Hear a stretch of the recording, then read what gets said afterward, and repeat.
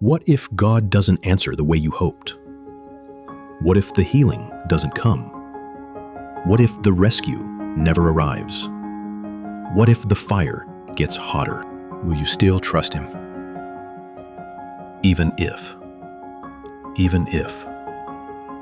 Two small words. But they echo through the fire, resound through the centuries, and speak louder than fear. These words were spoken not by kings or prophets, but by 3 young exiles.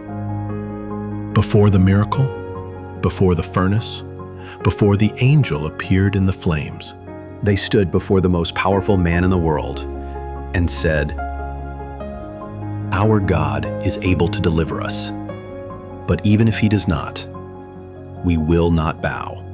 Their real names were Hananiah, Mishael, and Azariah, sons of Judah, raised to worship the God of Israel. But in 605 BC, Babylon came.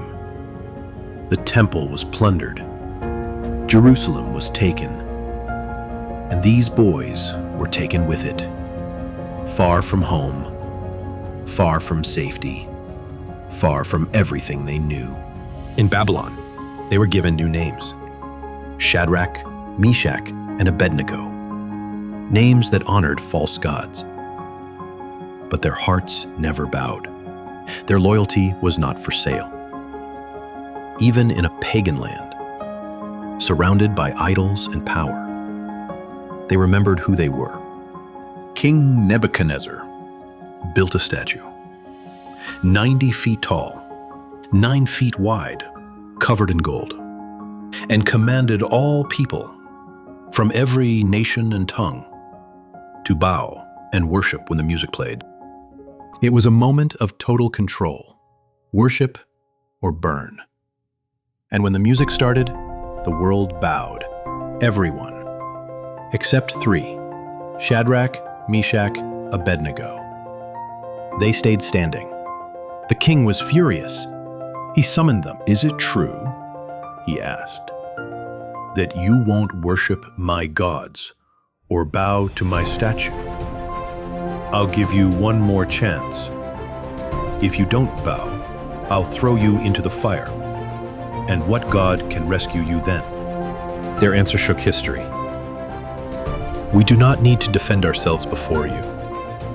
If we are thrown into the blazing furnace, our God is able to save us, and He will deliver us. But even if He does not, we want you to know, O King, we will not serve your gods or bow to the image you have set up."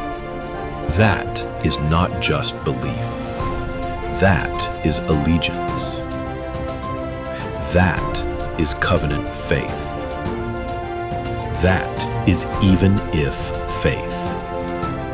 The king ordered the furnace heated 7 times hotter. The soldiers who threw them in died from the flames. But when the king looked into the fire, he was stunned. "Weren't there 3 men?" "Yes, your majesty. But I see 4, unbound, walking, unafraid. And the 4th looks like a son of the gods." Fire had not touched them. No burns, no smell of smoke, not even a singed hair. Nebuchadnezzar called them out.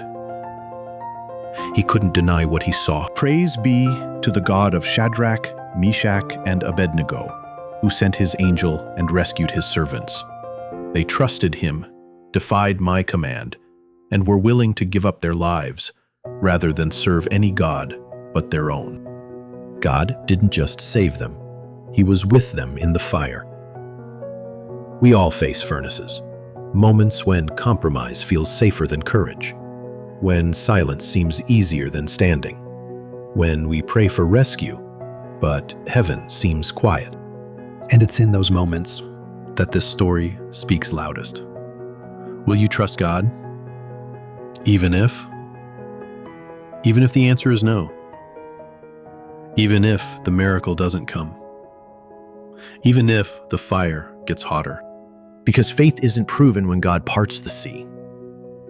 It's proven when He doesn't. And you still don't bow.